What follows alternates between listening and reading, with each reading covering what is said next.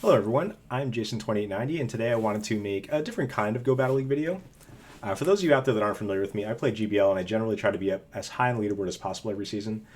I've actually finished every season for the last 3 years on the first page of the leaderboard. That's 12 consecutive seasons, finishing in the top 50. So this will be the first video in likely a series of videos where I wanted to discuss some advanced strategies in Pokemon Go PvP that I rarely see being discussed, and highlight some of the differences between how top leaderboard players approach the game compared to your average legend. I say average with air quotes because obviously players that achieve legend are already among the top percentile of players, but there are definitely some fundamental differences in how most legends play compared to the smaller subset of trainers that are consistently finishing near the top of the leaderboard. Now, before we go further into the discussion, I just wanted to set the expectation that there will be no battle showcases on this particular video. So if that's what you were looking for when you clicked this video, I'm sorry to disappoint you. I might do a follow-up on this video in the future where I go more in depth into some of the specific strategies that I discuss and show some example battles of what I'm talking about. But this video today is going to be more of a discussion about high-level strategy, some psychology, game theory, and how it applies to Pokemon Go PvP. I'm not going to touch on things like energy management, counting fast moves, proper move timing, and that sort of stuff, because those are all discussed very frequently in the Pokemon Go circles, and there are already a lot of good videos by other content creators on those topics. So I'm going to stick with some of the more abstract concepts for this video series. The topic for this video is going to be bait frequency. How often should we be throwing bait moves? One piece of advice that I've heard mentioned repeatedly is don't bait unless it's part of your win condition. And it's a decent starting point. It's a nice general rule of thumb, but the truth is much more nuanced than that. Now, before we dive a little further into some specifics, I wanted to present you with a hypothetical scenario to try to get you thinking more about this topic and the reasoning behind it. We can't talk about baiting without discussing shielding, so let's go back to last season for a moment when Annihilate was seemingly on every team. And let's say that you're in a mirror matchup with your Annihilate versus their Annihilate. You're both running Night Slash and Shadow Ball as your charge moves. Let's say that you're able to get into your opponent's head, and you know with certainty that they'll be baiting with Night Slash 75% of the time, and they'll be throwing Shadow Ball 25% of the time. How often should you be shielding? A, 25% of the time. B, more than 25% of the time. Or C, less than 25% of the time. Take a moment to think about this. Feel free to pause the video for a little bit if you want to read the question, give it some more thought. I'll wait a few seconds here. Now, a lot of you out there are probably thinking, oh, they're throwing Shadow Ball 25% of the time, you should be shielding 25% of the time. And from an EV or expected value standpoint, it makes mathematical sense. However, I disagree. I think that you should be shielding more than 25% of the time. Now, a lot of you out there are probably thinking, why? That doesn't make sense. Why would you shield more than 25% of the time if they're only baiting 25% of the time? And the reason behind this is because of the consequences of each of those decisions. You see, Pokemon Go PvP battles have a very simple objective. There are no style points. You either win the battle or you lose the battle. Or, occasionally you can tie. It's very rare, but it happens. But it doesn't matter if you beat an opponent with 3 Pokemon and 2 shields remaining, or if you beat the Pokemon with only one, or if you beat your opponent with only 1 Pokemon left with 1 HP and no shields. Those wins count the same. And on the flip side of that, your losses all count the same as well. You don't get bonus points for almost winning. So at a high-risk mirror like Annihilate, if you make the wrong call and no shield or Shadow Ball, your chances of winning that battle decrease significantly, because they'll likely have a close to full health Annihilate plus 2 unknown back Pokemon versus your 2 back Pokemon. And yeah, sure, there's a small chance that you're running core breakers to their team and you could still have a chance to come back from that. But generally speaking, if you lose that scenario, you're almost certainly losing the battle. And that's the general idea behind this scenario. You can't look at it purely from a 1v1 mathematical standpoint. You need to consider the implications of each decision that you make and assess how it will impact your overall ability to win that battle. Now, going back to the topic of bait frequency, I wanted to highlight some general things I've noticed about how players play in various rating ranges. Now, obviously, this isn't going to be 100% true for all players across the board, but from what I've seen, lower rated players generally bait too frequently, and they pick poor spots to bait. Not always, but obviously, it happens more often to lower rated players than higher rated players. For example, if you have 1 shield left and you're playing against a lower rated player, many lower rated players will instinctively try to throw a bait to grab your last shield before they go for a nuke move. But sometimes they'll even throw a bait move without even building up to the nuke. and they don't take into consideration their energy. They might have enough energy to reach 2 nuke moves in that scenario, and the bait was completely unnecessary. So they make a lot of small mistakes like that just give their opponents win conditions when they're unnecessary. And on the opposite side of that, I think higher rated players don't bait enough. In fact, there are a lot of legend players out there that just don't bait at all, or bait very, very rarely. They might bait only if it's a specific endgame scenario where their only win condition relies on either getting their opponent to shield a bait or no shield a nuke. And you know what? That's fine. That's a solid strategy, and there are pros and cons to the never baiting strategy that we're going to discuss right now. For one thing, it's a much lower variance way of playing. It's a strategy that is very effective. If you always throw nukes, you'll either land the move that does massive damage or you'll grab a shield, which are both positive outcomes. There's benefits to both. But I firmly believe that from a game theory standpoint, you should be baiting at least some percentage of the time in most scenarios. If you never bait and your opponent catches on to the fact that you never bait, then you allow them to play perfectly against you. It's an exploitable strategy. You become too predictable. Pokemon Go PvP is a game of imperfect information. You don't know the full team of your opponent until it's revealed. With the exception of play Pokemon team sheets, you don't know the exact movesets of your Pokemon until they're revealed. And you don't know whether your opponent's going to be throwing a nuke move or a bait move until you see it. You make those decisions in battle based on the information that's currently available to you and the information that you infer or predict based on what you know so far. So if you know that your opponent's someone that never baits, they become much easier to play against. And you now have the information that you need to make proper shielding decisions which gives you a clearer path to victory than someone that doesn't have that information. And it goes both ways too. There are some players that will bait almost 100% of the time in certain scenarios, and that becomes exploitable as well. So yeah, people that never bait are easier to play against. I go against these players sometimes, and I just think, okay, this person's never baiting here. Easy shield. I don't even have to think about it. So how often should we be baiting, and what sort of strategy is best? I've seen a lot of people on Twitter, Facebook, Reddit, etc. talking about how baiting in Pokemon Go takes no skill, it's just 50-50 calls and stuff like that. But the reality is that baiting is incredibly situational and is very rarely a pure 50-50 call. Even if you're in an endgame scenario where you have enough, where you have a shield left and you know that your opponent has enough energy for exactly one bait move and one nuke move, but not enough for two nuke moves, it's still not always a true 50-50 call, because that also relies on determining whether your opponent has properly assessed the situation themselves and understands their own win condition. So, it's very rare that you get a true 50-50. So what you need to do is properly assess each individual situation and think about how the battle will progress in each of the outcomes in order to determine your own bait frequency. For instance, if you bait and they shield it, does that extra energy that you saved help you at some point later in the battle? If you bait and they no shield it, how does that affect your chances of winning? You should not be afraid to mix in some baits, especially in situations where your opponent has a very high likelihood of shielding. And so, therefore, you should bait in higher pressure situations. The Annihilate Mirror that we mentioned before is a perfect example. That doesn't mean to be reckless and start baiting in situations with little to no upside, because then you're potentially putting a lot at risk for very little payoff. If a bait's very high risk, like you have very little gain from them shielding it, but you have a lot to lose if they let it through, then it's probably not a good spot to bait unless you're very confident that they're going to shield. The goal is just to implement a strategy that will win you a higher percentage of battles on average compared to the basic strategy of never baiting. And many players I face near the top of the leaderboard do this very well.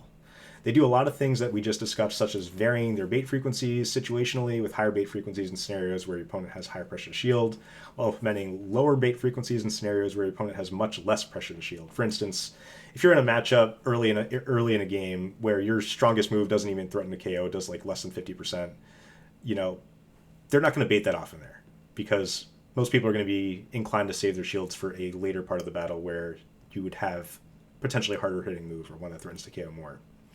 But some players, such as myself, take it a step further than this, which brings me to my next topic of discussion, which is player-dependent strategies. This is where you alter your strategies based on your opponent's playstyle and tendencies. Now, some things to keep in mind. You should only be implementing player-dependent strategies if you are very familiar with your opponent's playstyle and tendencies. For example, if your opponent tends to shield more than the average player in a specific situation, then you should bait in that spot more often. And on the flip side of that, if you know that your opponent's someone that's very capable of no shielding in a high pressure situation, then bait them less. Throw more nukes. You'll land them more against these types of players. And you should also be aware of which players are aware of your strategies. To use a specific example, there's one trainer in particular, I'm not going to name them, but I'm sure they know who they are. They would always be running the same team in Open Great League. And I would face them usually at least a dozen times every season. And their team was Spark Lantern lead with Wigglytuff and Powder Snow, Shadow, Alola, and Ninetales in the back. So Lantern Double Fairy. And that was back when I was running my Dugong lead team with Annihilate, Close Combat Annihilate, and Bastiodon. And we were both very aware of the other person's team whenever we faced each other. And we were both very aware that the other person was aware of our own team. So almost every single time we'd play against each other, that battle would play out slightly differently.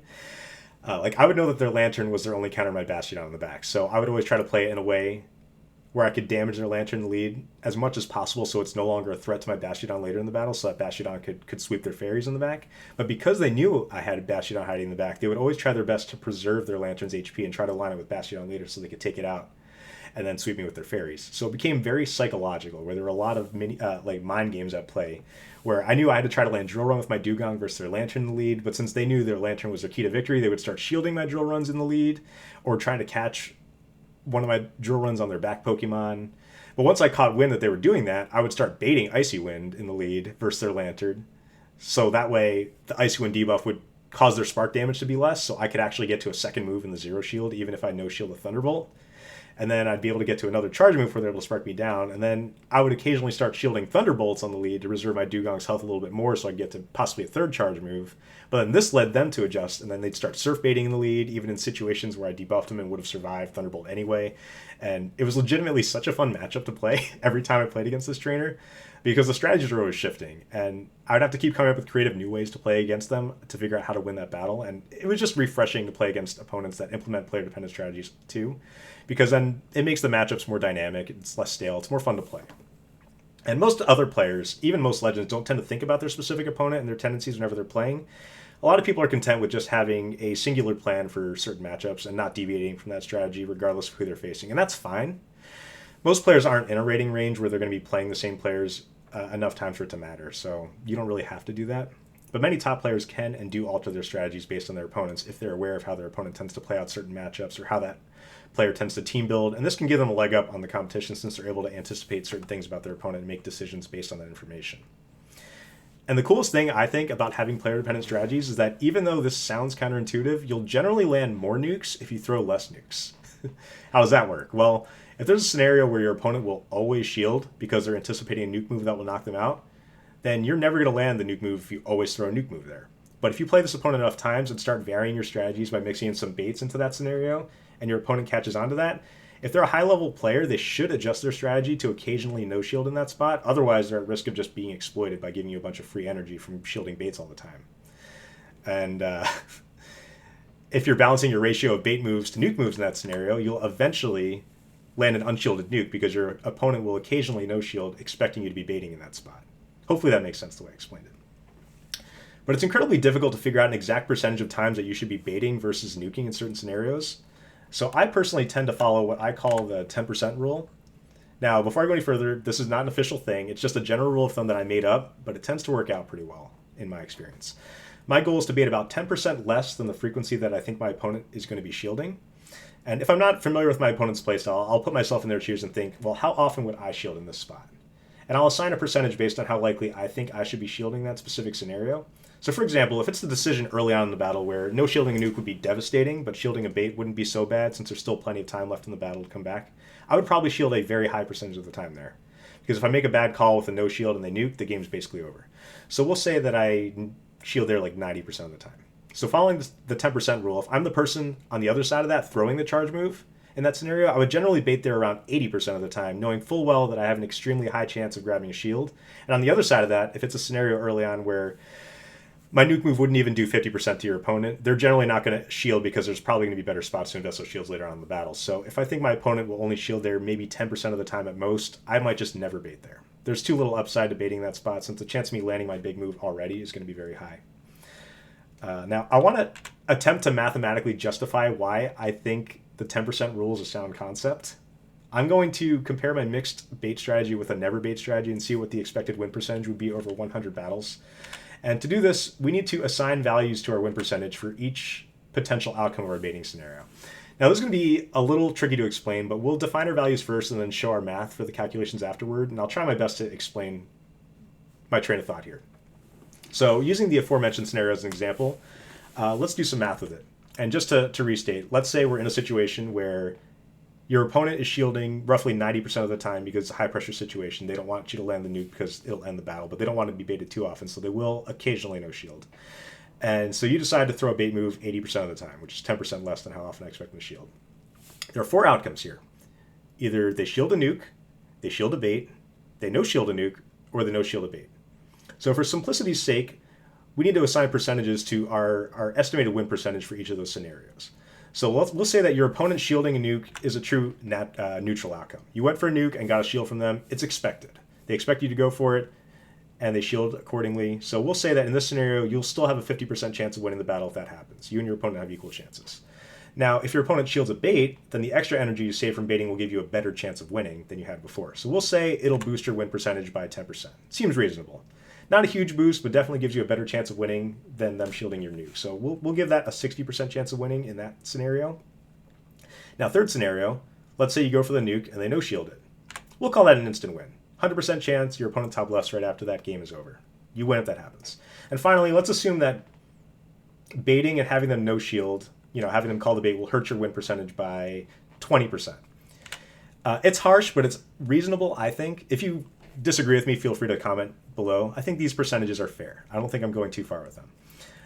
Like, if you bait and they no-shield it, the battle's not over yet, so you still have a chance to come back and win, but having your opponent no-shield a bait definitely hurts you more than the shielded bait would have helped you, if that makes sense. So we'll say you still have a 30% chance of winning there. So if we want to look at how often each of these scenarios would occur, it would look something like this. If you're baiting 80% of the time, they're shielding 90% of the time. The distribution of outcomes that we'd expect would be 18% of the time if they shield a nuke move, which makes sense. You go for the nuke 20% of the time, they'll shield 90% of the time. 20% of 90% is 18%.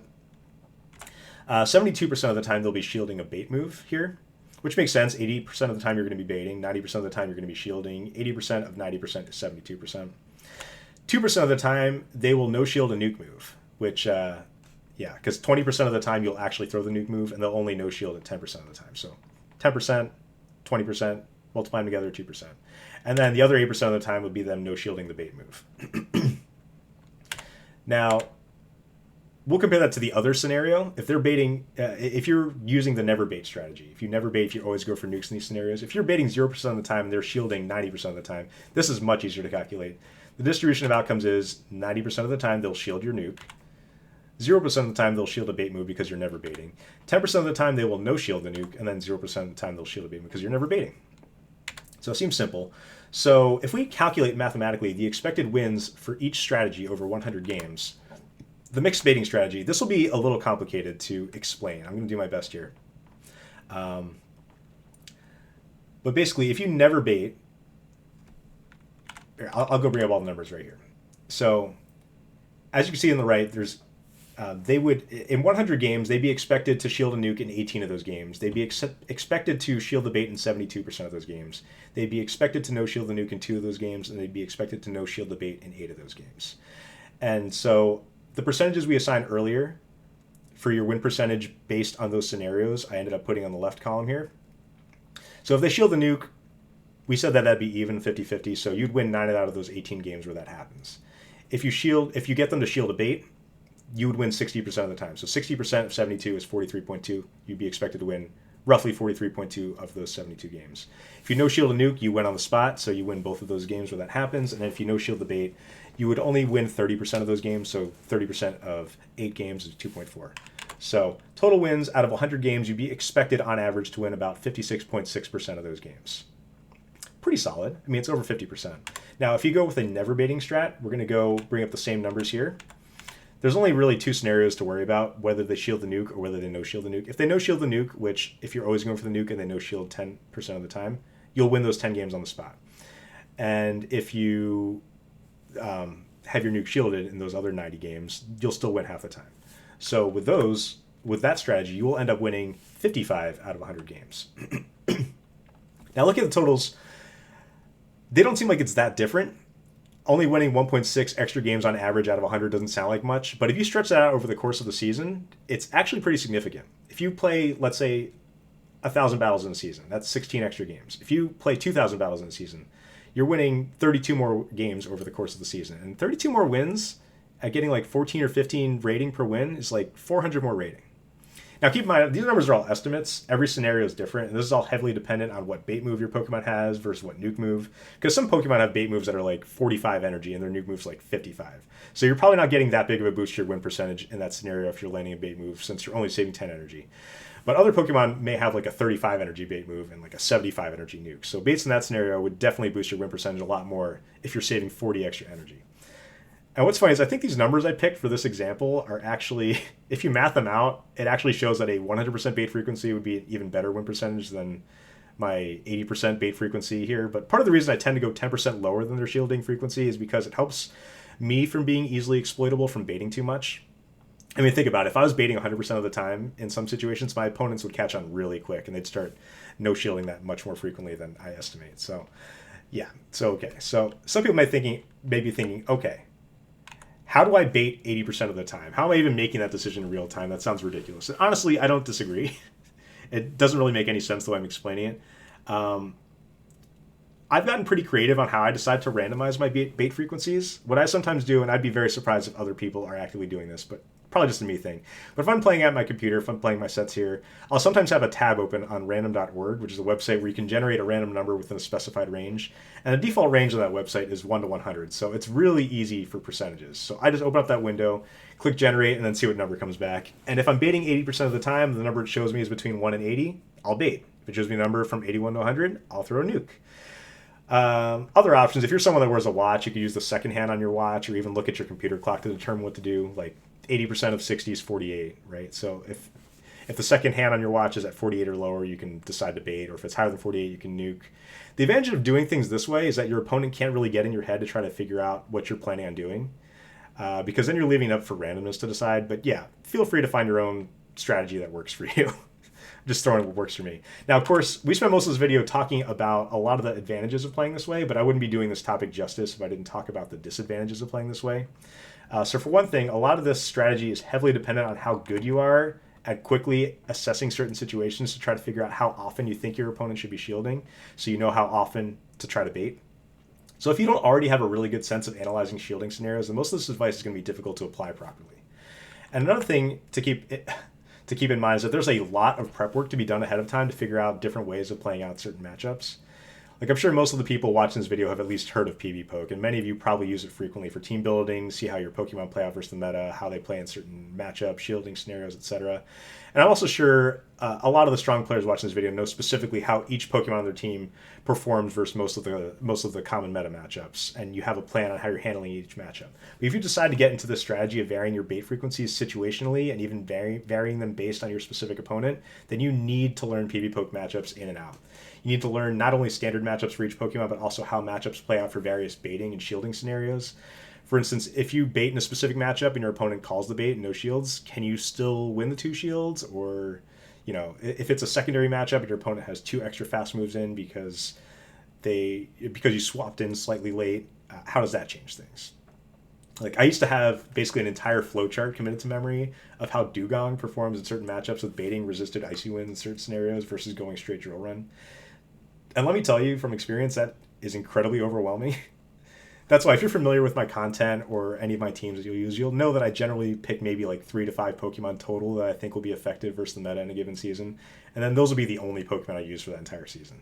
It's just too much to come up with effective strategies for this type of playstyle if you're using more than a handful of Pokemon. Some people do it, but that's not me.